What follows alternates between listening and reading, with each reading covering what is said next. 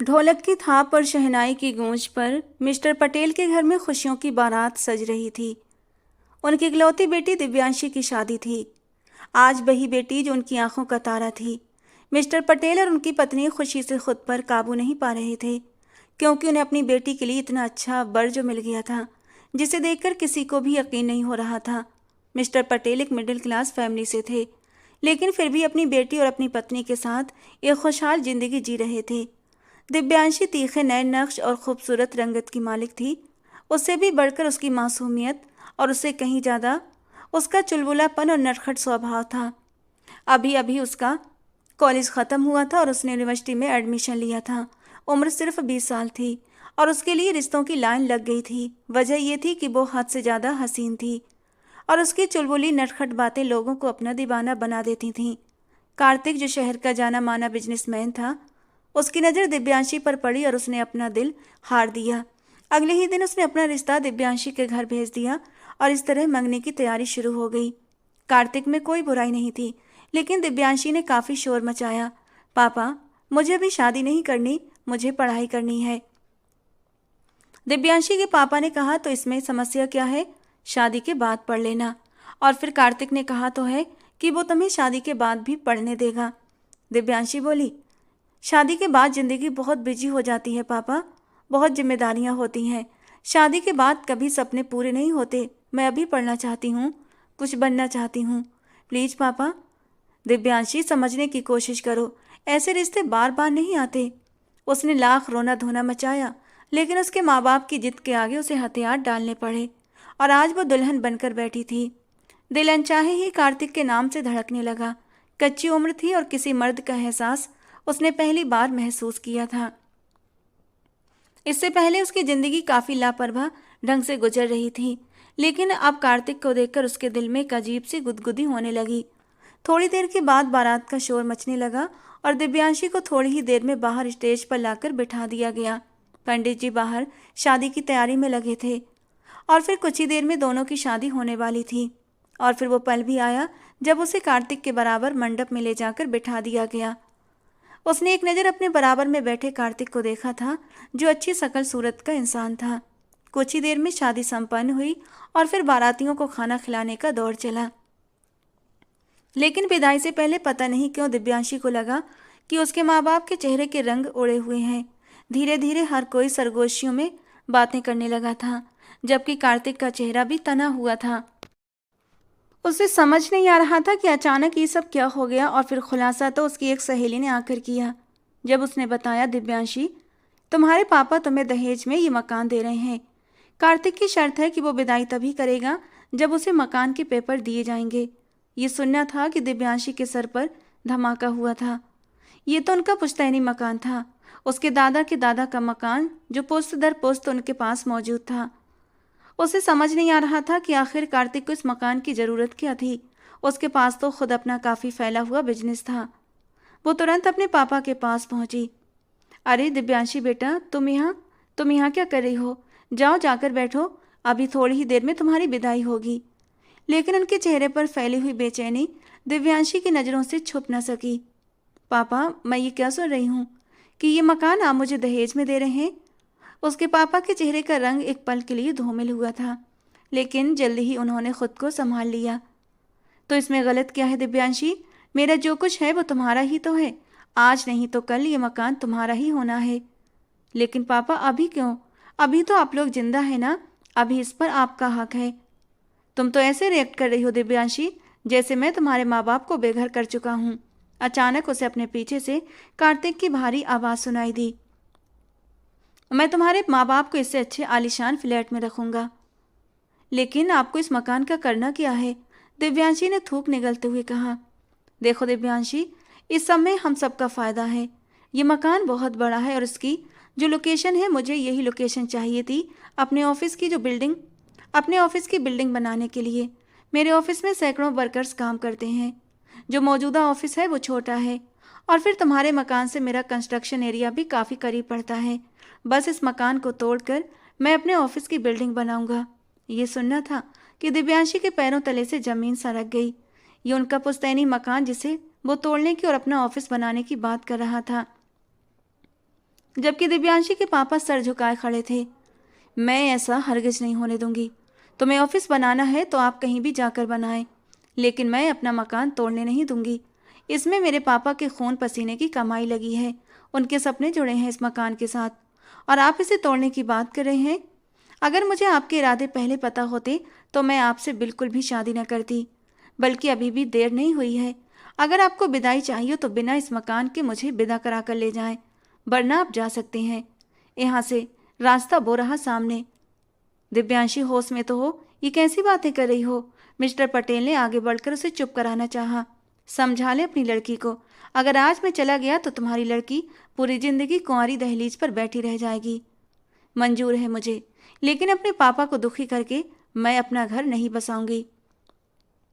बात बढ़ते बढ़ते काफी बढ़ गई थी और कार्तिक गुस्से से उसे धमकी देकर चला गया। या तो दहेज में मुझे ये मकान चाहिए, वरना अगले 1-2 दिन में तलाक के पेपर आ जाएंगे। दिव्यांशी अपनी जिद पर अड़ी रही। उसने साफ कह दिया कि अगर मुझे इस मकान के साथ विदा किया गया तो मैं खुद को ख़त्म कर लूँगी। दिव्यांशी के माँ बाप मजबूर हो गए और यूँ बिना विदाई के ही तीसरे दिन ही तलाक के पेपर आ चुके थे। दिव्यांशी को इस तलाक का कोई दुख नहीं हुआ था, लेकिन उसके माँ बाप अंदर से टूट गए थे। वो तो खुश हुई थी कि उस लालची इंसान से उसकी जान छूट गई थी।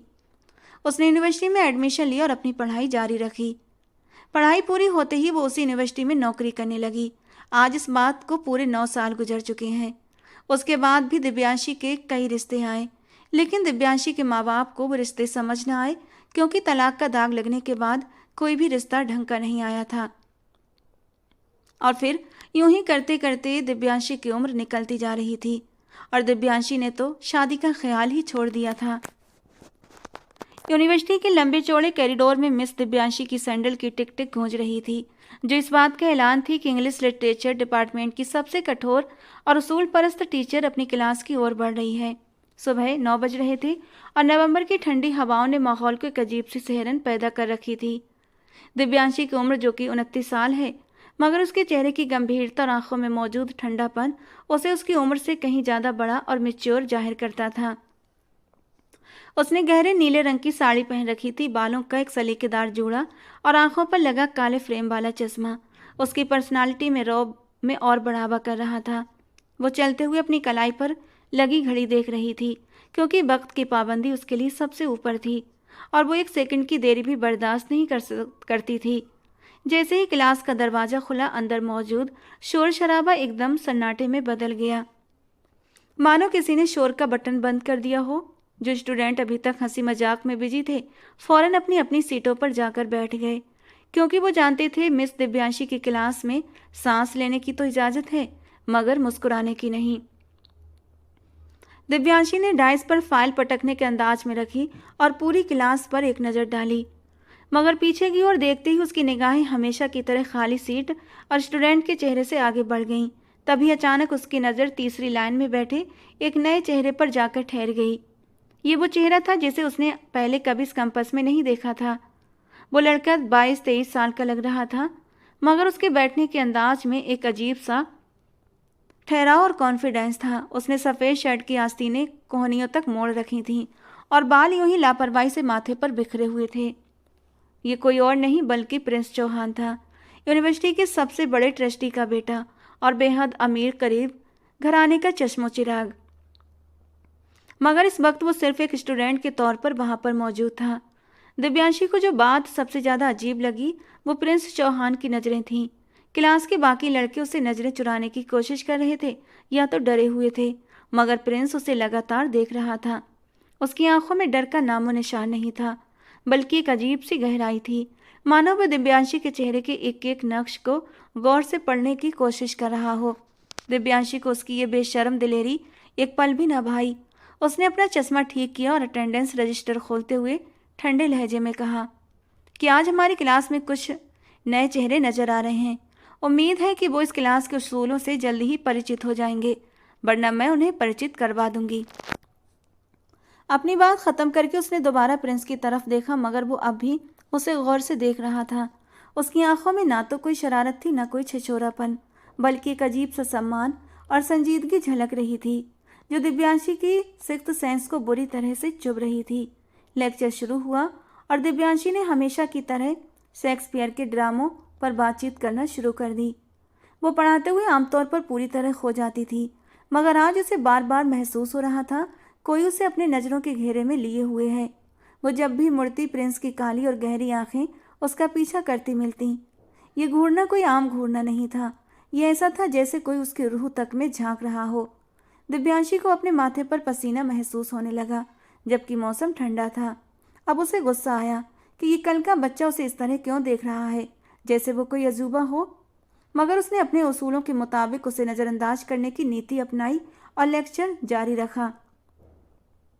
फिर भी प्रिंस चौहान की खामोश मौजूदगी क्लास के माहौल पर भारी पड़ रही थी। वो कुछ बोल नहीं रहा था, बस ठोड़ी के नीचे हाथ टिकाए उसे बड़े ही गौर से सुन रहा था, जैसे वो शब्द नहीं बल्कि दिव्यांशी की आवाज़ के नरम गरम जादू को महसूस कर रहा हो। क्लास खत्म होने की घंटी बजी तो दिव्यांशी ने सुकून की सांस ली और तेजी से बाहर निकल गई। मगर कॉरिडोर में चलते हुए भी उसे ऐसा लग रहा था जैसे वो नज़रें अब भी उसकी पीठ पर जमी हुई हैं। ये प्रिंस चौहान और दिव्यांशी का पहला आमना सामना था, जिसने खामोशी से एक जंग का ऐलान कर दिया था। अगले कुछ दिन भी इसी तरह गुजर गए। प्रिंस हर दिन क्लास में आता और खामोशी से दिव्यांशी को देखता रहता। वो क्लास में किसी से बात नहीं करता था, उसने अभी तक किसी को अपना दोस्त नहीं बनाया था। बस उसका सारा ध्यान दिव्यांशी पर ही जमा रहता।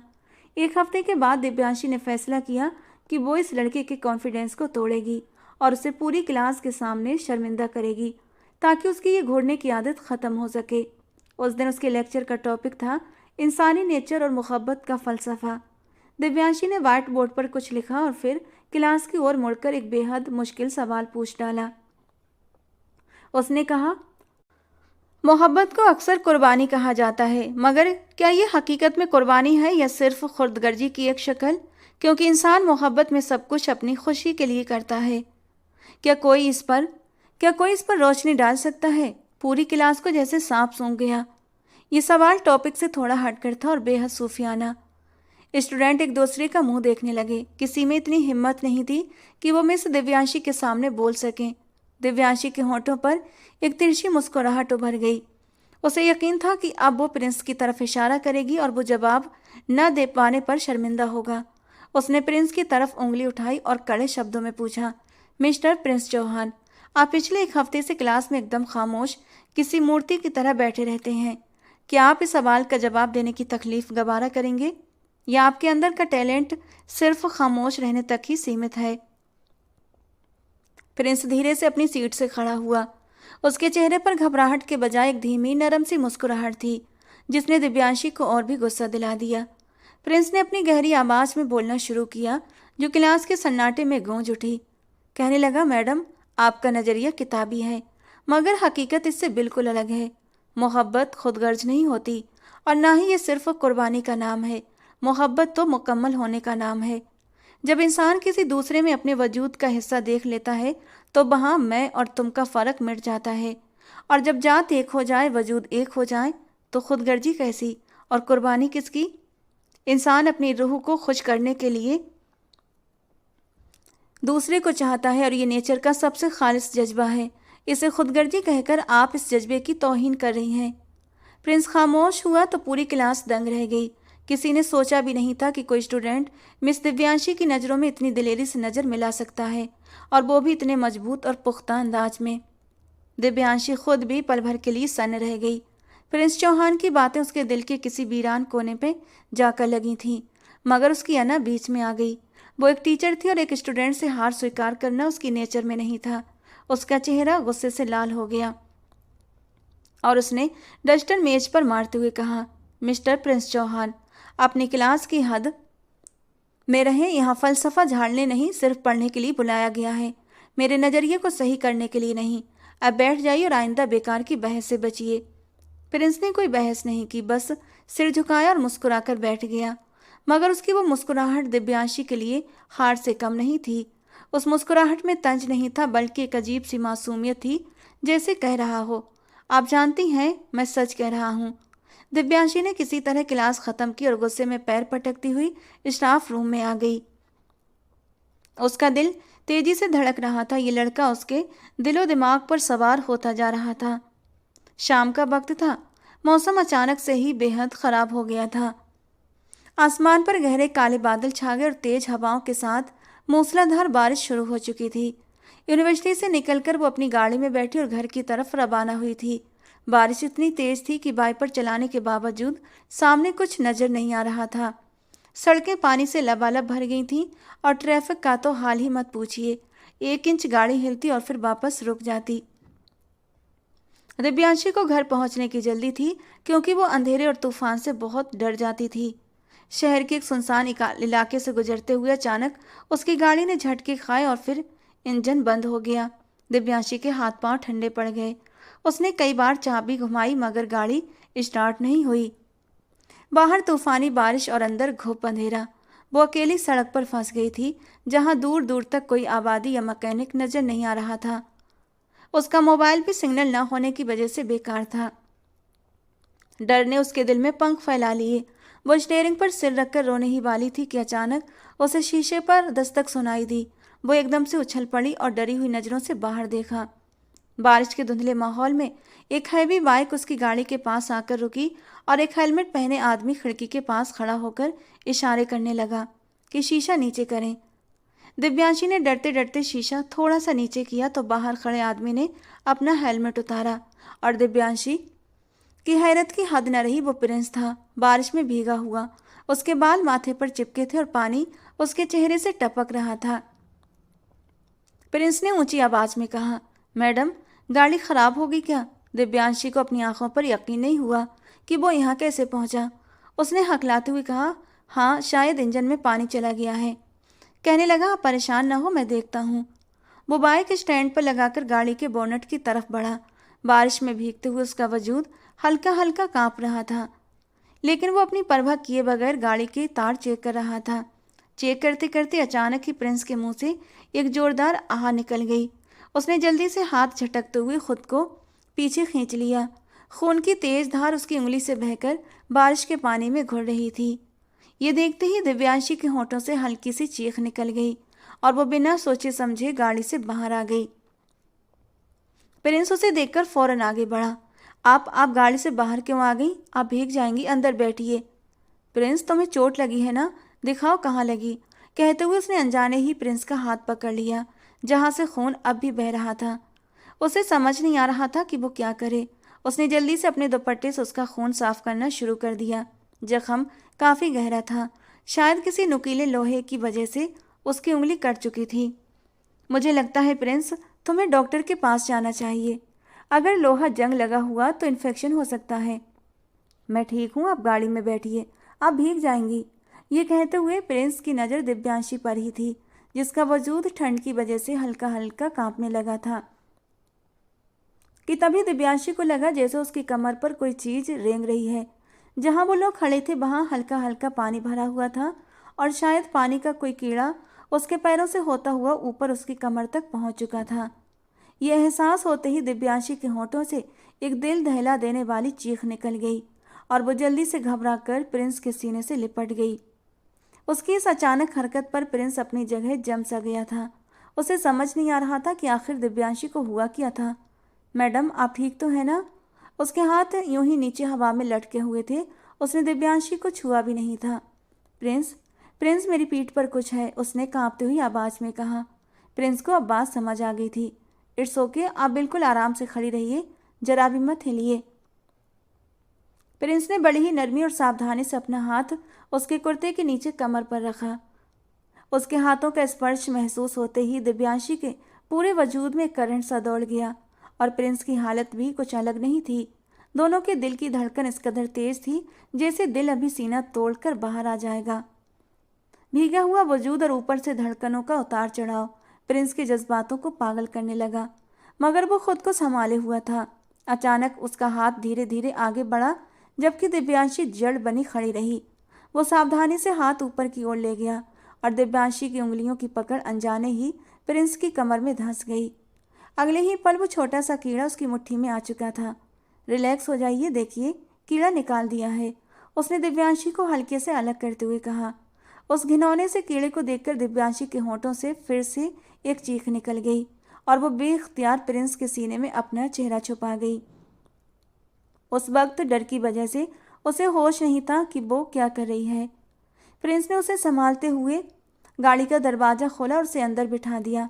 आप यहाँ बैठिए, गाड़ी बस ठीक होने ही वाली है।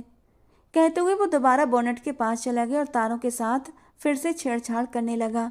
उसके हाथ तेल और मिट्टी से भर गए थे, मगर अब चेहरे पर सुकून था।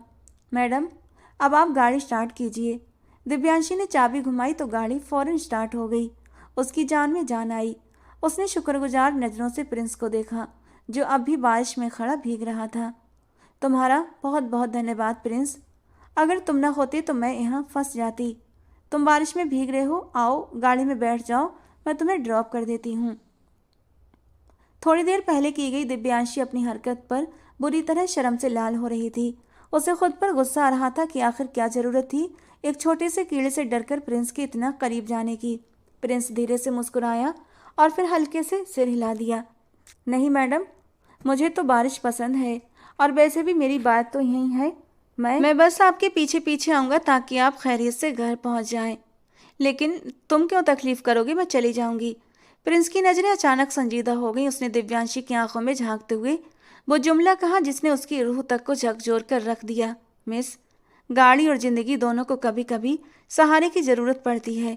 अकेले चलना बहादुरी हो सकता है, चाहे ज़िंदगी का सफ़र हो या गाड़ी का, मगर समझदारी नहीं। मैं नहीं चाहता कि आप इस तूफान में अकेली हों। बारिश का शोर जैसे थम सा गया था। दिव्यांशी को लगा मानो वक्त भी रुक गया हो।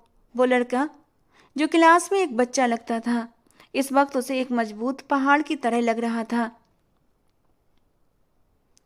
जो दुनिया के हर तूफान से बचाने का इरादा लिए खड़ा था।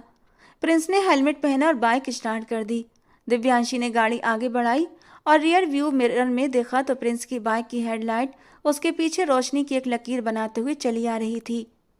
वो पूरा रास्ता उसके पीछे एक रक्षक की तरह चलता रहा, जब तक कि दिव्यांशी अपने घर के गेट के अंदर नहीं चली गई। वो बाहर खड़ा रहा।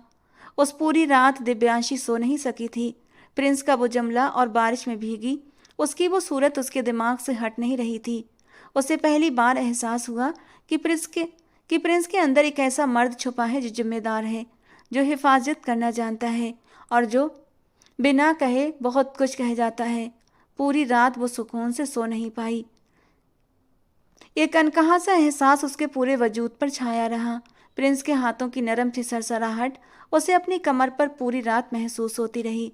उसकी बाहों का वो सुरक्षित घेरा जैसे पूरी रात उसे अपने घेरे में लिए रहा।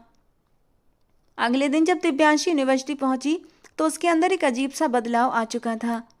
वो प्रिंस का सामना करने से बच रही थी, क्योंकि कल रात के हादसे ने उनके बीच स्टूडेंट और टीचर की बनी हुई दीवार में एक दरार डाल दी थी। दिव्यांशी अपने ऑफिस से निकलकर लाइब्रेरी की ओर जा रही थी कि कॉरिडोर के मोड़ पर उसका सामना प्रोफेसर सागर से हो गया। सागर एक अधेड़ उम्र का शादीशुदा मगर बेहद घटिया चरित्र का आदमी था, जो पिछले कई महीनों से दिव्यांशी के पीछे पड़ा हुआ था।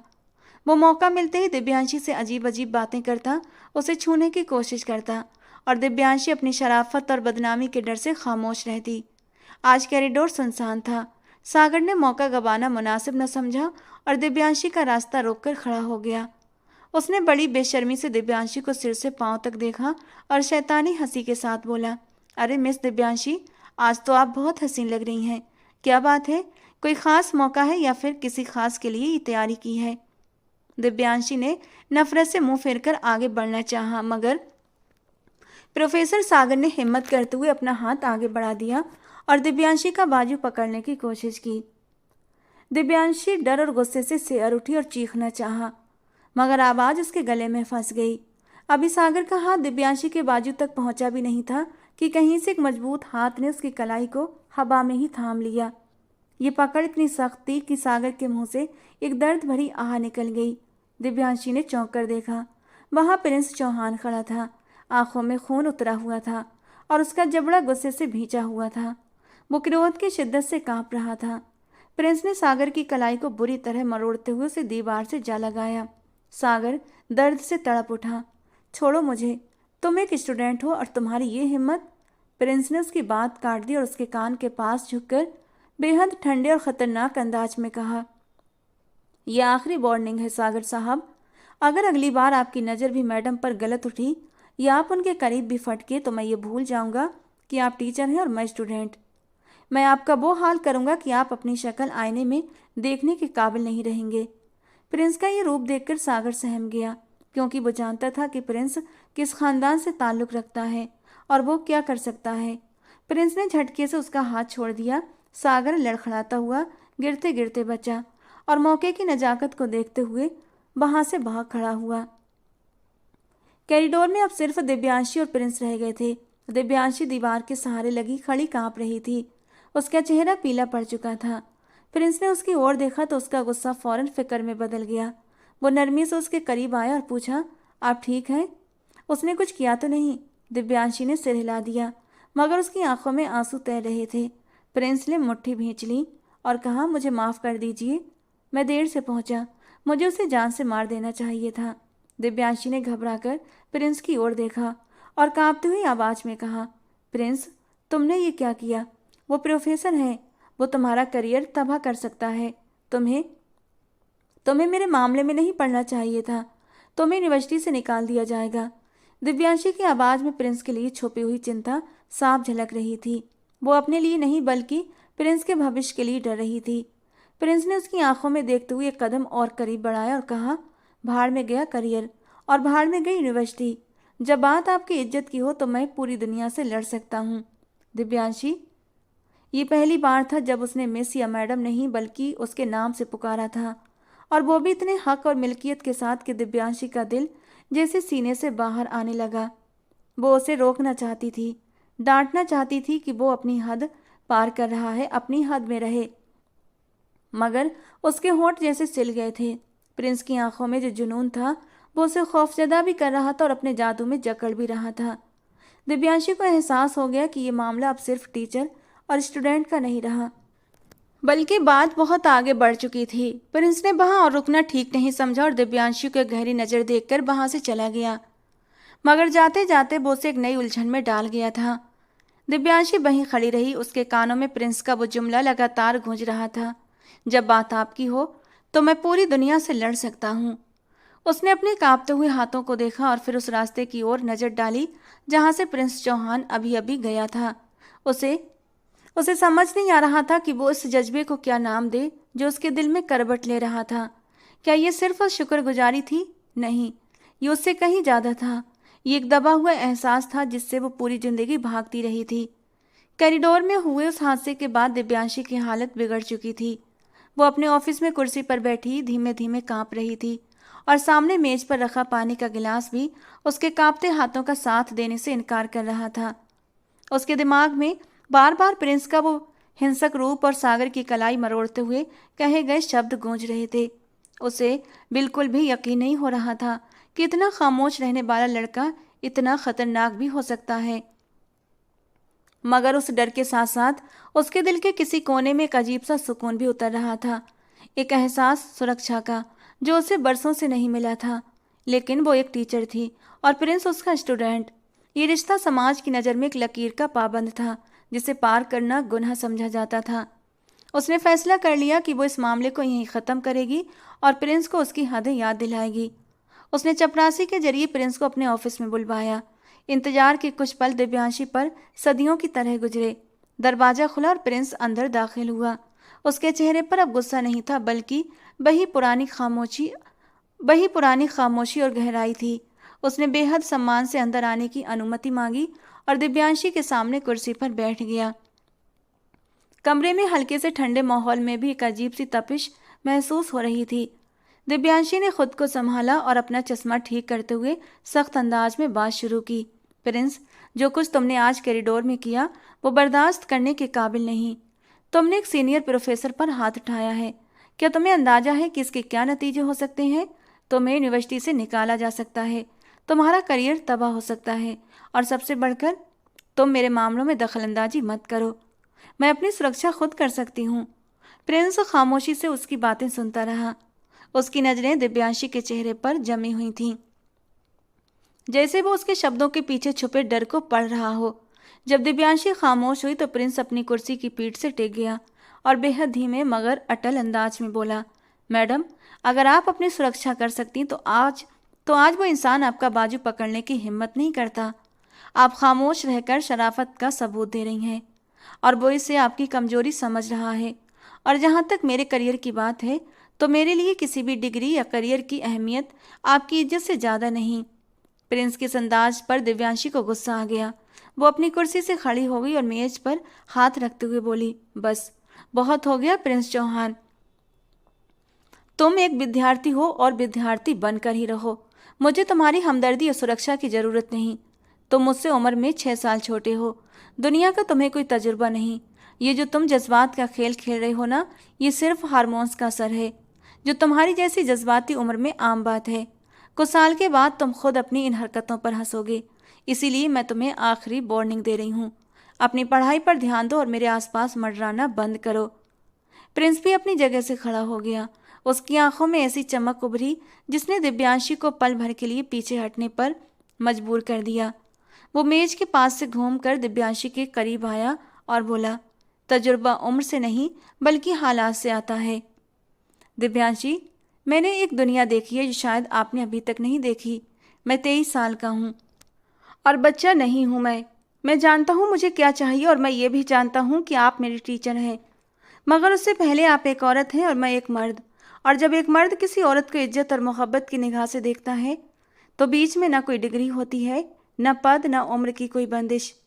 दिव्यांशी की सांस रुक गई। प्रिंस का दर्द और उसके शब्दों में छुपी सच्चाई उसे भीतर तक हिला रही थी। मगर उसने अपनी अना की दीवार को मजबूती से थामे रखा। वो लगभग चीखते हुए बोली, होश के नाखून लो प्रिंस, ये दीवानगी है। ये नामुमकिन है। लोग क्या कहेंगे, समाज क्या कहेगा।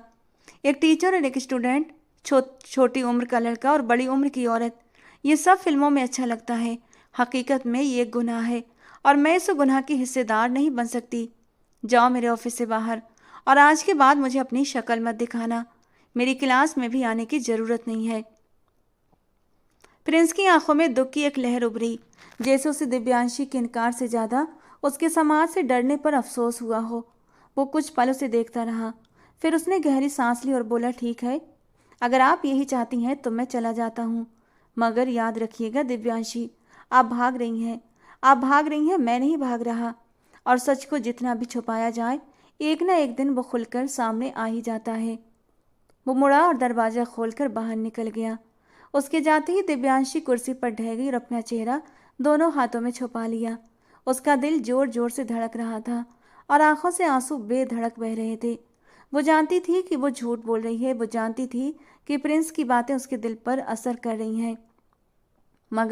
मगर वो समाज की उन जंजीरों को तोड़ने की हिम्मत नहीं रखती थी जो एक औरत के पैरों में पैदा होते ही डाल दी जाती है। अगले एक हफ्ते तक यूनिवर्सिटी का माहौल दिव्यांशी के लिए काटने को दौड़ता रहा।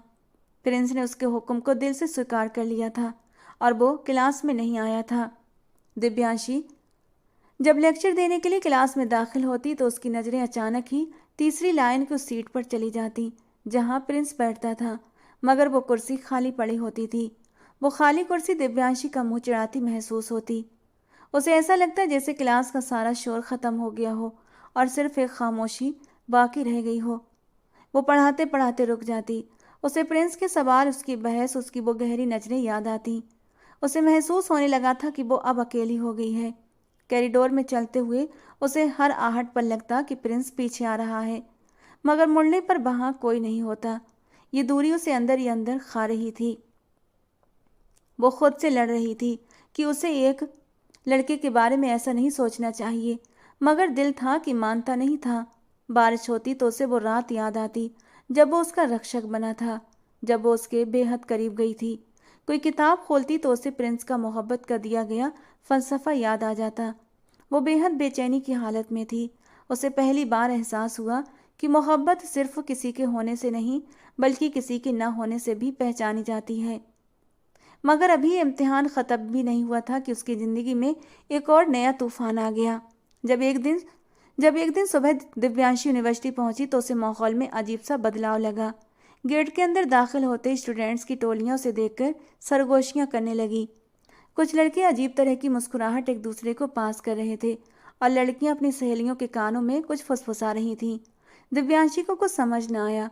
वो तेज कदमों से स्टाफ रूम की तरफ बढ़ गई, मगर वहां भी सन्नाटा छा गया। साथ ही प्रोफेसर ने उसे देखकर नजरें फेर ली या अपने काम में बिजी हो गए। दिव्यांशी की सिक्स्थ सेंस ने खतरे की घंटी बजा दी। वो अपनी सीट पर बैठी ही थी कि डिपार्टमेंट के चपरासी ने आकर बताया कि प्रिंसिपल साहब ने उसे फौरन बुलाया है। दिव्यांशी का दिल धक से रह गया। वो उठकर प्रिंसिपल के ऑफिस की तरफ बढ़ी। रास्ते में नोटिस बोर्ड के पास खड़े स्टूडेंट्स उसे देखते ही इधर उधर हो गए और जब दिव्यांशी की नज़र बोर्ड पर लगी, कुछ तस्वीरों पर पड़ी तो उसके पैरों तले से जमीन निकल गई। ये वही तस्वीरें थीं जब उसकी गाड़ी खराब हुई थी और प्रिंस बारिश में भीगकर उसकी गाड़ी ठीक कर रहा था। मगर उन तस्वीरों को इतनी महारत से लिया गया था और कैप्शन भी इतने घटिया दिए गए थे कि देखने वालों को कुछ और ही लग रहा था, जबकि सच्चाई इससे बिल्कुल अलग थी। नीचे लिखा था, उस्ताद और टीचर का रोमानी अंदाज, शिक्षा के मंदिर में ये कैसी बेहयाई। दिव्यांशी का सिर चकराने लगा। उसे अपनी टांगों से जान निकलती महसूस हो रही थी। यकीनन प्रोफेसर सागर की ही हरकत थी। पता नहीं ये सारी तस्वीरें सागर तक किसने पहुंचाई थीं और सागर को भी एक मौका मिल गया था अपने गुस्से की आग ठंडी करने के लिए। दिव्यांशी की इज्जत को वो सरेआम नीलाम करने लगा था। वो लड़खड़ाते कदमों से प्रिंसिपल के ऑफिस में दाखिल हुई। वहां प्रोफेसर सागर पहले से मौजूद था और उसके चेहरे पर एक शैतानी मुस्कान फैली हुई थी। प्रिंसिपल एक उम्रदराज और पुरानी सोच के मालिक थे। उन्होंने दिव्यांशी को देखते ही मेज पर अखबार और वो तस्वीरें पटक दी और गुस्से से बोले, मिस दिव्यांशी, ये क्या तमाशा है? आप जैसे सीनियर टीचर से मुझे ये उम्मीद नहीं थी।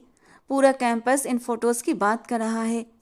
उनके पेरेंट्स के फ़ोन आ रहे हैं कि क्या हम अपने बच्चों को ऐसी यूनिवर्सिटी में भेजें जहां टीचर्स अपने स्टूडेंट्स के साथ ये सब करती फिरती हैं।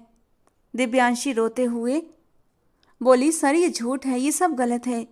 मेरी गाड़ी ख़राब हो गई थी और प्रिंस ने सिर्फ मेरी मदद की थी। सागर साहब ने ये साजिश रची है। मगर प्रिंसिपल ने हाथ उठाकर उसे खामोश कर दिया और बोले, मुझे कोई सफाई नहीं चाहिए। तस्वीरें झूठ नहीं बोलती और गवाह भी मौजूद हैं कि वो लड़का आपके ऑफिस में घंटों बैठा रहता है और आपके लिए हर हद तक जाने को तैयार रहता है। अब और बदनामी से बचने का यही रास्ता है कि आप फौरन इस्तीफ़ा दे दें और यहाँ से चली जाएं। दिव्यांशी पर जैसे आसमान टूट पड़ा। उसकी सालों की मेहनत, उसकी इज्जत, उसका वकार, सब कुछ एक पल में मिट्टी में मिल गया था। जबकि सागर ने तंज भरे अंदाज में कहा, सर मैं तो पहले ही कहता था इस औरत के लक्षण ठीक नहीं। शरीफ बनती है मगर अंदर से। दिव्यांशी सिसकियों के बीच कुछ बोल नहीं पा रही थी। उसे लगा जैसे वो किसी गहरी खाई में गिरती जा रही हो और उसे बचाने वाला कोई नहीं है। उसने कांपते हाथों से इस्तीफे का लेटर उठाया और कलम पकड़ लिया। उसके आंसू कागज पर गिरकर स्याही को फैला रहे थे। वो साइन करने ही वाली थी कि अचानक ऑफिस का दरवाज़ा जोरदार धमाके से खुला, जैसे किसी ने लात मारकर खोल दिया हो। कमरे में मौजूद सब लोग उछल पड़े। दरवाजे पर प्रिंस चौहान खड़ा था, 3 पीस सूट में, बेहद रौबदार और गजबनाक अंदाज में। उसके पीछे यूनिवर्सिटी के ट्रस्टी यानी उसके पापा और कुछ सिक्योरिटी गार्ड भी थे। प्रिंस चौहान ने न आओ देखा न ताओ तेजी से आगे बढ़ा और दिव्यांशी के हाथ से पेन छीनकर दूर फेंक दिया और इस्तीफे का कागज फाड़कर उसके टुकड़े टुकड़े करके हवा में उड़ा दिए। ये सब इतना अचानक हुआ कि सागर और प्रिंसिपल के मुंह खुले के खुले रह गए।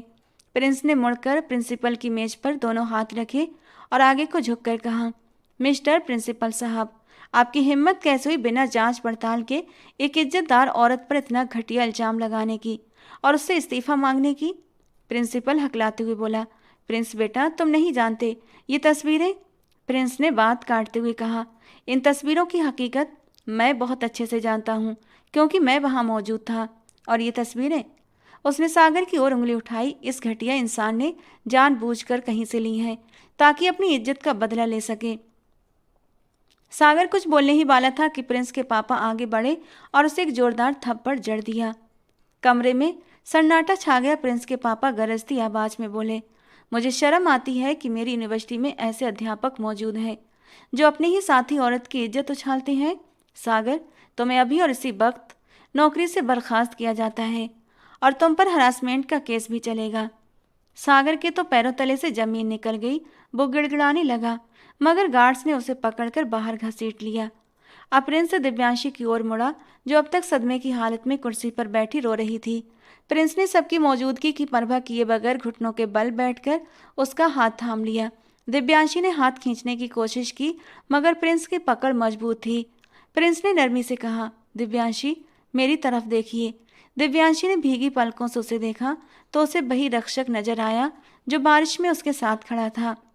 प्रिंस ने प्रिंसिपल और अपने पापा की तरफ देखते हुए ऊंची आवाज में कहा, ये मिस दिव्यांशी हैं, यूनिवर्सिटी की सबसे सम्मानित टीचर, और मैं इनकी इज्जत करता हूँ।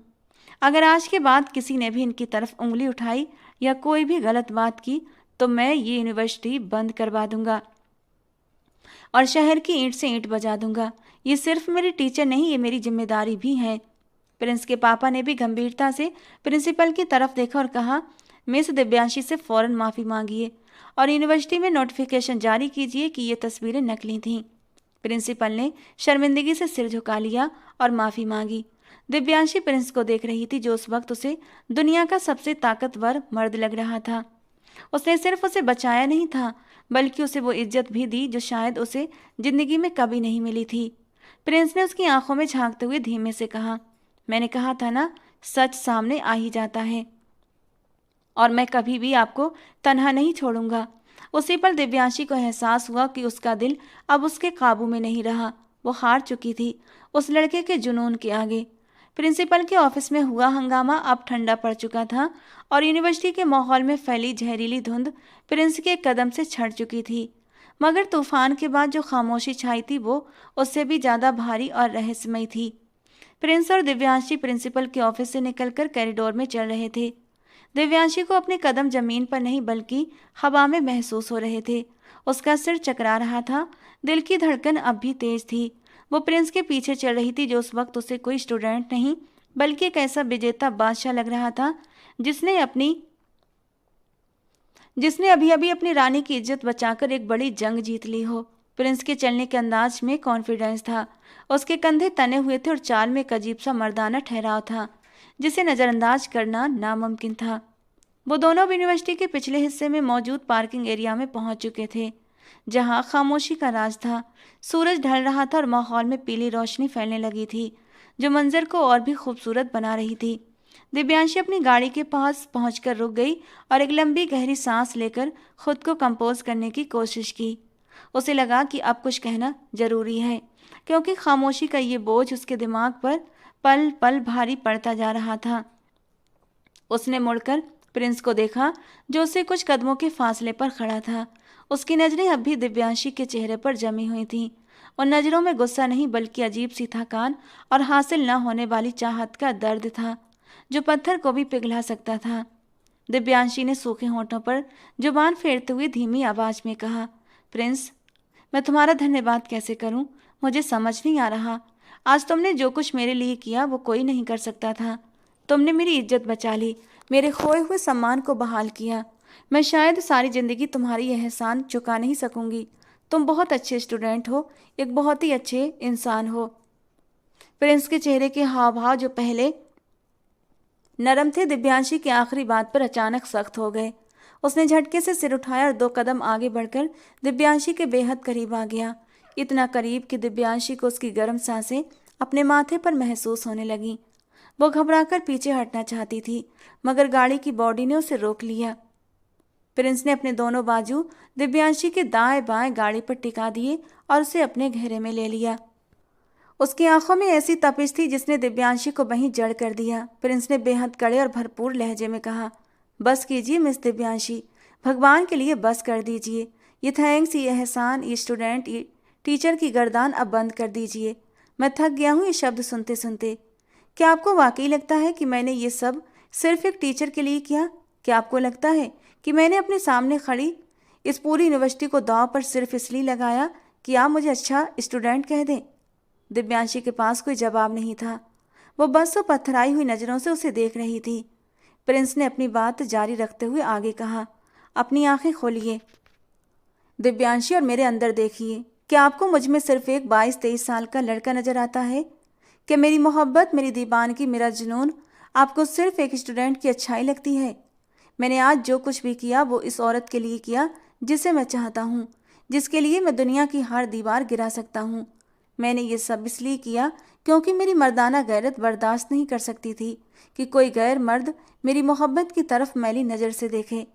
दिव्यांशी ने कांपते हुए कहा, प्रिंस होश में आओ, ये तुम क्या कह रहे हो? हम दोनों के रास्ते अलग हैं, हमारी दुनिया अलग है, ये जज्बात बकती हैं। तुम अभी जवान हो तो तुम्हें लगता है कि ये मोहब्बत है, मगर ये सिर्फ एक आकर्षक है। प्रिंस ने कड़वी हंसी हंसी और कहा, आकर्षण? आप इसे आकर्षण का नाम देकर मेरी तौहीन कर रही हैं। उम्र का फ़र्क सिर्फ कैलेंडर का होता है, दिल पर नहीं। क्या मोहब्बत करने के लिए पैदाइश की तारीख का मिलना ज़रूरी है? क्या इंसान को उम्र की कैद में रखा जा सकता है? आप मुझसे 6 साल बड़ी हैं तो क्या हुआ? क्या इसका मतलब ये है कि मैं आपको सुरक्षा नहीं दे सकता, कि मैं आपको वो खुशी नहीं दे सकता जिसकी आप हकदार हैं? क्या आपको मुझ में वो मर्द नज़र नहीं आता जो आपका बोझ उठा सके? दिव्यांशी का दिल जोर जोर से धड़क रहा था। प्रिंस का एक एक शब्द खंजर बनकर उसके दिल में सीधा उतर रहा था। वो तमाम दीवारें जो उसने अपने आसपास बना रखी थीं बस खामोशी की तरह ढहने लगी थीं। प्रिंस ने अपना चेहरा उसके और करीब किया और सरगोशी के अंदाज में कहा, मेरी आंखों में देखकर कहिए कि आपको मुझसे कोई फ़र्क नहीं पड़ता। कहिए कि जब मैं आपके पास होता हूँ तो आपका दिल नहीं धड़कता। कहिए कि आपको मेरी मौजूदगी में तकलीफ़ होती है। अगर आप ये मेरी आंखों में आंखें डाल कर कह दें तो मैं कसम खाता हूँ कि मैं अभी इसी वक्त यहाँ से चला जाऊँगा और कभी पलट कर नहीं आऊँगा। दिव्यांशी ने नजरें चुराने की कोशिश की, मगर प्रिंस ने नरमी से उसकी ठोड़ी पकड़कर उसका चेहरा अपनी ओर मोड़ लिया। दिव्यांशी की आंखों में आंसू थे। वो झूठ नहीं बोल सकती थी और सच बोलने की उसमें हिम्मत नहीं थी। उसने टूटे हुए शब्दों में कहा, मुझे जाने दो प्रिंस, मुझे घर जाना है। प्रिंस ने कुछ पल उसकी भीगी हुई आंखों में देखा और फिर धीरे से पीछे हट गया। उसने रास्ता छोड़ दिया, मगर जाते जाते इतना जरूर कहा, आप जा सकती हैं दिव्यांशी, मगर याद रखिएगा कि आप अपने आप से भाग रही हैं। इंसान पूरी दुनिया से छुप सकता है मगर अपने दिल से नहीं। दिव्यांशी ने कांपते हाथों से गाड़ी का दरवाजा खोला और अंदर बैठ गई। उसने एक बार भी मुड़कर प्रिंस को नहीं देखा, क्योंकि वो जानती थी कि अगर उसने मुड़कर देख लिया तो शायद वो कभी जा नहीं सकेगी। उसने गाड़ी भगा दी, मगर उसका दिल वहीं पार्किंग में उस लड़के के कदमों में रह गया। दिव्यांशी थकी हुई और जज्बातों से चूर घर पहुंची। उसका घर, जो कभी उसके लिए सुकून की जगह हुआ करता था, आज उसे काटने को दौड़ रहा था। ड्राइंग रूम में दाखिल होते ही उसे माहौल में एक अजीब सी घुटन महसूस हुई। उसके माँ बाप सोफे पर बैठे थे और उनके चेहरों पर खामोशी थी। सामने मेज पर चाय के खाली कप और कुछ मिठाई के डिब्बे रखे थे, जो इस बात का इशारा थे कि अभी यहाँ पर कोई मेहमान आकर गया है। दिव्यांशी कमरे की तरफ बढ़ना चाही, मगर उसकी माँ की आवाज़ ने उसे रोक लिया। दिव्यांशी रुको, हमें तुमसे एक बहुत ज़रूरी बात करनी है। दिव्यांशी के कदम वहीं के वहीं रुक गए। वो वापस मुड़ी और उनके सामने वाले सोफे पर बैठ गई। उसे अंदर से एक अनजाना सा डर महसूस हो रहा था। उसके माँ बाप ने गला साफ किया और कहा, बेटा आज शर्मा साहब आए थे अपने बेटे का रिश्ता लेकर। तुम जानती हो उनका ख़ानदान कितना इज्जतदार और कितना बड़ा है, और वो खुद भी कितने बड़े बिजनेसमैन हैं। दिव्यांशी का दिल डूबने लगा। उसे पता था ये बात किस तरफ जा रही है। उसने धड़कते दिल के साथ पूछा, कौन सा बेटा? माँ ने फौरन बात संभाली, अरे वही, उनका बड़ा बेटा अनंत बहुत ही प्यारा, इज्जतदार और सुलझा हुआ आदमी है। अपनी पत्नी के मरने के बाद से अकेला है, 2 बच्चे हैं फूल जैसे। उसे एक समझदार जीवन साथी की ज़रूरत है जो उसके घर को संभाल सके और बच्चों को माँ का प्यार दे सके। दिव्यांशी को लगा जैसे किसी ने उसके मुंह पर जोरदार तमाचा मारा हो। अनंत 45 साल का अधेड़ आदमी था, जिसके सर के बाल भी उड़ चुके थे और जो अपनी पहली पत्नी के साथ भी बेहद रूढ़ रवैया रखता था, जिसके बच्चे टीनेज में पहुंच चुके थे। क्या उसके माँ बाप को अपनी बेटी के लिए यही इंसान मिला था? उसने बेयकीनी से कहा, मामा आप अनंत की बात कर रही हैं? वो तो मुझसे कम से कम 15 साल बड़े हैं। उनके बच्चे स्कूल जाते हैं। आप मेरी शादी एक अधेड़ उम्र आदमी से करना चाहती हैं, सिर्फ इसलिए कि मैं तलाकशुदा हूँ? क्या मेरी ज़िंदगी में अब यही कीमत रह गई है? माँ ने नाराज़गी से कहा, धीरे बोलो दिव्यांशी, तुम अब कोई 16 साल की कुंवारी लड़की नहीं हो जिसके लिए शहजादे आएंगे। तुम्हें अपनी उम्र और हालात भी देखने चाहिए। 29 साल की होकर अब 30वें साल में लग गई हो। समाज में लोग बातें बनाते हैं। अनंत सेटल्ड है, अपना घर है, गाड़ी है, और सबसे बड़ी बात वो तुम्हारी उम्र के हिसाब से बिल्कुल ठीक है। वो तुम्हें खुश रखेगा। दिव्यांशी की आंखों से आंसू बहने लगे। उसने तड़प कर कहा, कौन सी खुशी मम्मा, कैसी खुशी? क्या खुशी का स्टैंडर्ड सिर्फ बैंक बैलेंस और बड़ा घर होता है? क्या मेरी पसंद और नापसंद की कोई अहमियत नहीं? आप लोग मुझे सिर्फ एक आया बनाना चाहते हैं जो जाकर किसी के अनाथ बच्चों को संभाले। मेरा दिल, मेरा सुकून, मेरे जज्बात, इनका क्या होगा? पापा ने गुस्से से मेज पर हाथ मारा और कहा, जज्बाती बातें मत करो दिव्यांशी, हम तुम्हारे भले के लिए कर रहे हैं। सारी जिंदगी हम तुम्हारा बोझ नहीं उठा सकते और ना ही लोगों के ताने सुन सकते हैं। आजकल यूनिवर्सिटी में वैसे ही तुम्हारे बारे में कैसी कैसी बातें हो रही हैं। भला इसी में है कि इज्जत के साथ अपने घर की हो जाओ। हमने उन लोगों को जबान दे दी है और अगले ही हफ्ते मंगनी है। दिव्यांशी को लगा कि कमरे की छत उसके ऊपर गिरने वाली है। वो वहां से उठकर भागती हुई अपने कमरे में आई और दरवाजा बंद करके बिस्तर पर गिर गई। वो फूट फूट कर रोने लगी। उसे आज अपनी बेबसी पर जितना तरस आ रहा था, इतना पहले कभी नहीं आया था। उसके अपने माँ बाप उसे समझने को तैयार नहीं थे। उनके लिए वो सिर्फ एक जिम्मेदारी थी जिसे जल्द से जल्द वो पूरा करना चाहते थे। उसे बार बार अपने माँ बाप के ये शब्द याद आ रहे थे कि वो तुम्हारी उम्र के हिसाब से ठीक है। उसे अचानक से प्रिंस चौहान याद आया, वो लड़का जो उससे 6 साल छोटा था, मगर उसकी बातें, उसकी सोच, उसका जुनून किसी भी मैच्योर उम्र के मर्द से ऊंचा था।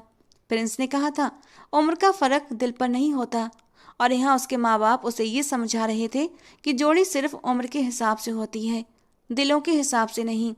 एक तरफ वो इंसान था जो उसे रानी बनाकर रखना चाहता था, जो उसकी इज्जत के लिए दुनिया से लड़ गया था, और दूसरी तरफ ये समाज जो उसे सिर्फ एक जरूरत की चीज समझ रहा था, एक अधेड़ उम्र के आदमी के हवाले कर रहा था। बाहर रात गहरी हो चुकी थी और खिड़की से बारिश की बूंदें टकराने लगी थीं। दिव्यांशी का दम घुट रहा था। उसे लग रहा था कि अगर अभी खामोश रही तो मर जाएगी। वो खिड़की के पास जाकर खड़ी हो गई। बाहर अंधेरा था और बारिश तेज हो रही थी, बिल्कुल वैसी ही बारिश जैसी जैसी उस रात हुई थी जब प्रिंस ने उसकी गाड़ी ठीक की थी। आज वो बस अपने मसीहा को पुकार रही थी और उसके दिमाग में सिर्फ एक ही नाम था, प्रिंस चौहान। उसने कांपते हाथों से अपना मोबाइल उठाया और उसकी उंगलियां स्क्रीन पर कांपने लगीं। उसने कॉन्टैक्ट लिस्ट खोली और प्रिंस का नंबर लगाया जो उसने पहले कभी सेव नहीं किया था, मगर उसे याद था। 1 घंटी, 2 घंटी, तीसरी घंटी पर दूसरी तरफ से फोन उठा लिया गया। हेलो। प्रिंस की आवाज़ में नींद नहीं थी, बल्कि एक खामोशी, एक इंतजार था, जैसे वो उसी के फ़ोन का इंतजार कर रहा हो। दिव्यांशी के गले में आवाज़ फंस गई। वो कुछ बोल नहीं सकी। सिर्फ उसकी सिसकियों की आवाज़ फ़ोन के जरिए प्रिंस तक पहुंची। दूसरी तरफ एक पल की खामोशी छाई और फिर प्रिंस की बेचैन आवाज़ आई, दिव्यांशी, दिव्यांशी क्या हुआ, आप रो रही हैं? दिव्यांशी ने मुश्किल से अपनी आवाज़ को संभाला और रोते हुए कहा, प्रिंस मुझे बचा लो, मेरा दम घुट रहा है। ये लोग मुझे मार देंगे, ये समाज मुझे मार देगा। मैं नहीं कर सकती ये शादी, मैं मर जाऊंगी। कुछ नहीं होगा आपको दिव्यांशी, मैं आपको कुछ नहीं होने दूंगा। प्रिंस की आवाज़ में परेशानी नहीं थी, बल्कि एक मजबूत इरादा और ताकत थी। उसने फौरन पूछा, आप कहाँ हैं? घर पर हैं। दिव्यांशी ने हिचकियों के बीच कहा, हाँ, वो लोग मेरी शादी अनंत से। प्रिंस ने उसकी बात काट दी और कहा, मैं कुछ नहीं सुनना चाहता, बस मुझे ये बताइए, क्या आप मुझ पर भरोसा करती हैं? दिव्यांशी ने बेख्तियार कहा, हाँ करती हूँ, खुद से ज़्यादा करती हूँ। ये सिर्फ एक इकरार था जो उसने आज पहली बार किया था, और इस इकरार में प्रिंस चौहान को वो ताकत दी जिसकी उसे सख्त ज़रूरत थी। प्रिंस ने मजबूत लहजे में कहा, तो फिर डरना बंद करें, मैं आ रहा हूँ अभी और इसी वक्त। कोई आपको मुझसे छीन नहीं सकता, चाहे वो आपके माँ बाप हों या ये पूरी दुनिया। आप सिर्फ मेरी हैं दिव्यांशी, और आज ये फैसला हो जाएगा। फ़ोन कट गया, मगर दिव्यांशी के कानों में प्रिंस की आवाज़ अभी भी गूंज रही थी, मैं आ रहा हूँ। इस जुमले ने उसके मुर्दा वजूद में जान डाल दी। बाहर तूफान जोरों पर था, बादल गरज रहे थे और बिजली कड़क रही थी, मगर दिव्यांशी के अंदर का तूफान इससे कहीं ज़्यादा तेज था। वो खिड़की से बाहर सड़क को देखने लगी, जहाँ स्ट्रीट लाइट की हल्की रोशनी बारिश में नहा रही थी। उसे पता था कि ये रात उसकी ज़िंदगी की सबसे लंबी और फैसले से भरी रात होने वाली है। उसने फैसला कर लिया था कि अब वो समाज की परवाह नहीं करेगी, अब वो सिर्फ अपने दिल की सुनेगी। और उसका दिल इस वक्त बारिश में भीगते हुए रास्तों पर प्रिंस के कदमों की आहट सुन रहा था। वो जानती थी कि वो आएगा, वो जरूर आएगा, क्योंकि उसने कहा था कि इश्क की कोई उम्र नहीं होती और आज उसे उस इश्क का इम्तिहान देना था। फ़ोन बंद होने के बाद के पल दिव्यांशी के लिए काफ़ी लंबे साबित हुए, जिनमें हर गुजरा पल उसके दिल में हथौड़े की तरह बरस रहा था। वो खिड़की के शीशे से माथा टेके बाहर अंधेरे में रास्ते को तक रही थी, जहां बारिश का शोर किसी जंग के नगाड़े की तरह जोर जोर से बज रहा था। उसके माँ बाप शायद अपने कमरे में जाकर सो चुके थे या फिर उसकी किस्मत का फैसला करके शांत हो चुके थे, मगर वो जाग रही थी। अचानक गली के मोड़ पर एक तेज रोशनी दिखाई दी, जिसने बारिश की बूंदों को हीरे की तरह चमका दिया, और साथ ही एक हैवी बाइक के इंजन की जानी पहचानी गर्जित आवाज आई, जिसने रात के सन्नाटे को चीर कर रख दिया। दिव्यांशी का दिल उछलकर गले में आ गया। ये वही आवाज थी जो उसे सुरक्षा का एहसास दिलाती थी, और वो था प्रिंस। वो आ गया था, जैसा कि उसने वादा किया था। बाइक की आवाज गेट के बिल्कुल बाहर आकर रुकी, और फिर हॉर्न की लंबी और बेचैन आवाज ने दिव्यांशी के वजूद में एक बिजली सी भर दी। उसने एक पल भी बर्बाद किए बिना अपने कमरे का दरवाजा खोला और नंगे पांव ही दीवानों की तरह बाहर की ओर भागी। उसने कोई चप्पल नहीं पहनी थी, बस अपने जज्बातों की राह में बहती हुई जा रही थी। आंगन में बारिश का पानी जमा था और ठंडी हवा के थपेड़े उसके वजूद से टकरा रहे थे, मगर उसे कोई होश नहीं था। उसने कांपते हाथों से बाहर का लॉक खोला, छोटा दरवाजा खोलकर बाहर निकल गई। सामने ही बाइक देखकर उसकी सांसें थम गईं। प्रिंस बाइक पर बैठा था, उसका पूरा वजूद बारिश में भीग रहा था। उसके बाल माथे पर चिपके हुए थे और शर्ट इस तरह उसके सीने से चिपकी हुई थी कि उसके सीने का हर उतार चढ़ाव साफ दिखाई दे रहा था। मगर सबसे ज्यादा खौफनाक और खूबसूरत चीज उसकी आंखें थीं, जो बारिश में भी अंगारे की तरह दहक रही थीं। दिव्यांशी को देखते ही वो बाइक से उतरा और 2 बड़े कदम लेकर उसके बिल्कुल सामने खड़ा हो गया। दोनों के बीच अब सिर्फ बारिश की बूंदें और उनके जज्बातों का फैसला था। दिव्यांशी ठंडी और जज्बात की शिद्दत से कांप रही थी। उसके दांत बज रहे थे और आंसू बारिश के पानी के साथ मिलकर बह रहे थे। प्रिंस ने उसे इस हालत में देखा तो उसके चेहरे पर तड़प के भाव साफ झलक रहे थे। उसने तेज आवाज में बारिश के शोर को चीरते हुए कहा, पागल हो गई हो दिव्यांशी, क्यों कर रही हैं आप अपने साथ ऐसा? सिर्फ दुनिया के डर से, सिर्फ इसलिए कि लोग क्या कहेंगे? दिव्यांशी ने रोते हुए कहा, मैं डर गई थी प्रिंस, मैं कमजोर पड़ गई थी। मुझे लगा शायद यही मेरा नसीब है। प्रिंस ने आगे बढ़कर उसके दोनों बाजू अपने मजबूत हाथों में जकड़ ली और उसे झंझोड़ते हुए कहा, कैसा नसीब? कौन सा नसीब? नसीब इंसान खुद बनाता है, और मैंने अपना नसीब आपको चुन लिया है। क्या आप उस अधेड़ उम्र के आदमी से शादी कर लेंगी सिर्फ इसलिए कि वो आपकी उम्र का है? क्या वो आपको वो मोहब्बत दे सकेगा जो मैं देता हूँ? क्या वो आपकी रूह को समझ सकेगा? वो सिर्फ अपने बच्चों के लिए माँ ढूंढ रहा है, और मैं अपने लिए जिंदगी ढूंढ रहा हूँ दिव्यांशी। प्रिंस की पकड़ मजबूत थी, मगर उसमें दर्द नहीं था, बल्कि एक ऐसा जुनून था जो दिव्यांशी के अंदर के हर विरोध को, हर डर को खत्म कर रहा था। दिव्यांशी ने तड़प कर कहा, प्रिंस, ये समाज, ये लोग, मेरे माँ बाप सब दीवार हैं, मैं इन्हें कैसे गिरा दूं? प्रिंस ने उसके चेहरे को अपने दोनों हाथों में भर लिया और अपना माथा उसके माथे से टिका दिया। दोनों की सांसें एक हो रही थी और बारिश उनके ऊपर बरस रही थी। तो गिर जाने दें इन दीवारों को, जल जाने दें समाज के उसूलों को, जो 2 दिलों के बीच में दीवार बन जाते हैं। मेरा हाथ थाम लें दिव्यांशी। मैं वादा करता हूँ, जब आप 50 साल की होंगी और मैं 43 का, तब भी मैं आपको इसी तरह चाहूँगा जैसे आज चाहता हूँ।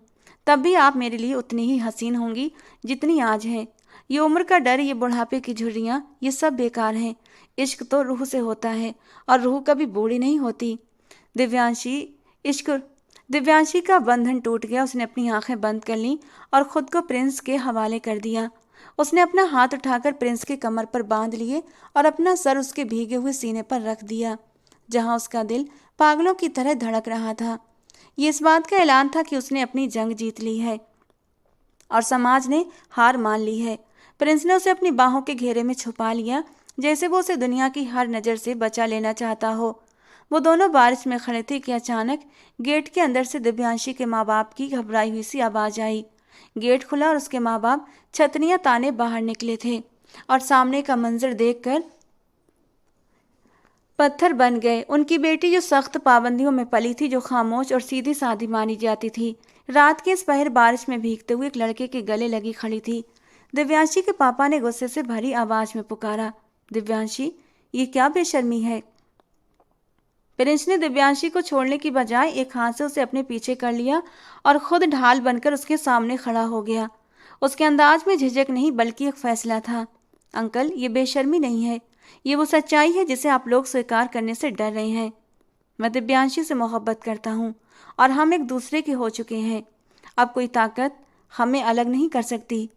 दिव्यांशी के पापा गुस्से से प्रिंस की ओर बढ़े थे, मगर प्रिंस की आंखों में देखकर एकदम से रुक गए, जहां इज्जत के साथ साथ एक चेतावनी भी थी कि अगर दिव्यांशी पर कोई भी दबाव डाला गया तो वो कुछ भी कर गुजरने से पीछे नहीं हटेगा। प्रिंस ने नरमी के साथ मगर मजबूती से कहा, अंकल, मैं इज्जत के साथ अपने माँ बाप को लेकर आऊँगा और दिव्यांशी को अपने घर लेकर जाऊँगा, लेकिन अगर आपने ज़बरदस्ती करने की कोशिश की तो मैं फिर कोई लिहाज नहीं करूँगा। दिव्यांशी ने भी हिम्मत जुटाई, प्रिंस के पीछे से आगे आई और अपने पापा से कहा, पापा, मैं अनंत से शादी नहीं कर सकती, मैं मर जाऊंगी, मगर उस इंसान के साथ नहीं रह सकती। प्रिंस मेरा चुनाव है और अगर ये पाप है तो मुझे ये पाप करना मंजूर है। उस रात बारिश तो थम गई, मगर अगले कुछ दिन किसी जंग से कम नहीं थे। खैर, प्रिंस ने अपनी बात सच कर दिखाई। वो अपने माँ बाप को लेकर और प्रिंस के पापा, जो पहले ही उसकी इज्जत के रक्षक बन चुके थे, उन्होंने अपने बेटे की खुशी के लिए समाज के सारे विरोध को रद्द कर दिया। दिव्यांशी के माँ बाप ने भी शुरू में बहुत विरोध किया। लोग बातें बनाते रहे कि लड़का छोटा है, जोड़ी जच नहीं रही, मगर प्रिंस के कानों पर इन सब का कोई असर नहीं हुआ। उसने हर ताने का जवाब खामोशी से दिया और दिव्यांशी का हाथ थामकर आखिरकार मोहब्बत की जीत हुई। और वो दिन भी आ ही गया जब दिव्यांशी दुल्हन बनकर स्टेज पर बैठी हुई थी। लाल रंग का भारी जोड़ा उसके वजूद पर खूब सज रहा था। मेकअप ने उसके चेहरे को और भी खूबसूरत बना दिया था, मगर उसकी आंखों की जो चमक थी वो किसी मेकअप की मोहताज नहीं थी, बल्कि उस सुकून की वजह से मिली थी जो उसने अपनी मंजिल हासिल करने के बाद पाया था। प्रिंस जब शेरवानी पहनकर हॉल में दाखिल हुआ तो सबकी नज़रें उस पर जम गईं। वो किसी शहजादे से कम नहीं लग रहा था। उसने स्टेज पर आकर दिव्यांशी के पहलू में बैठते हुए धीरे से कहा, आज आप सबसे अलग, सबसे खूबसूरत लग रही हैं। दिव्यांशी ने शर्माते हुए नजरें झुका लीं। रस्में पूरी हुई, आशीर्वाद दिए गए और फिर विदाई का जज्बातों से भरा वक्त आया। मगर इस बार दिव्यांशी की आंखों में जुदाई का गम कम और नए सफर की खुशी ज्यादा थी। वो प्रिंस के साथ उसके घर पहुंची, जहां उसका स्वागत फूलों की पत्तियां निछावर करके किया गया। कमरे को बेहद खूबसूरती से सजाया गया था। हर तरफ गुलाब और मोती के फूल महक रहे थे। दिव्यांशी बिस्तर के किनारे पर बैठी थी और उसका दिल किसी परिंदे की तरह फड़फड़ा रहा था। उसे यकीन नहीं आ रहा था कि ये सब हकीकत है। दरवाज़ा खुला और प्रिंस अंदर दाखिल हुआ। उसने दरवाज़ा बंद किया और धीमे कदमों से चलता हुआ दिव्यांशी के पास आया। उसने घुटनों के बल बैठकर दिव्यांशी का घूंघट उठाया। सामने प्रिंस का मुस्कुराता हुआ सा चेहरा था, जिस पर सिर्फ सुकून ही सुकून फैला हुआ था। प्रिंस उसके हाथों को अपने हाथों में लेने लगा और उन पर अपने नरम गरम होंठ रख दिए। दिव्यांशी ने कांपती आवाज में कहा, प्रिंस, मुझे डर लग रहा है कि कहीं ये कोई ख्वाब न हो और मैं इस ख्वाब से जाग न जाऊं। प्रिंस ने मुस्कुराकर उसके गाल को अपने होठों से छू लिया और कहा, अगर ये ख्वाब है तो हम दोनों इसमें एक साथ सोए रहेंगे और कभी नहीं जागेंगे। मगर ये हकीकत है दिव्यांशी, हमने दुनिया को हरा दिया। दिव्यांशी की आंखों से खुशी का आंसू गाल पर आ गया। प्रिंस ने उसे अपनी उंगली से साफ कर दिया और कहा, खबरदार जो अब कभी ये आंखें रोईं। आज के बाद इन आंखों में सिर्फ खुशी के रंग होंगे। और हाँ, एक बात तो मैं कहना ही भूल गया। दिव्यांशी ने सवालिया नजरों से उसकी ओर पलकें उठाकर देखा। प्रिंस ने अपनी जेब से एक छोटी सी डिबिया निकाली जिसमें अंगूठी थी। उसने वो अंगूठी दिव्यांशी की उंगली में पहनाते हुए शरारत से मुस्कुराया। आखिरकार मैंने अपनी टीचर को जिंदगी का सबसे बड़ा सबक सिखा ही दिया। दिव्यांशी के होठों पर एक खूबसूरत मुस्कुराहट फैल गई।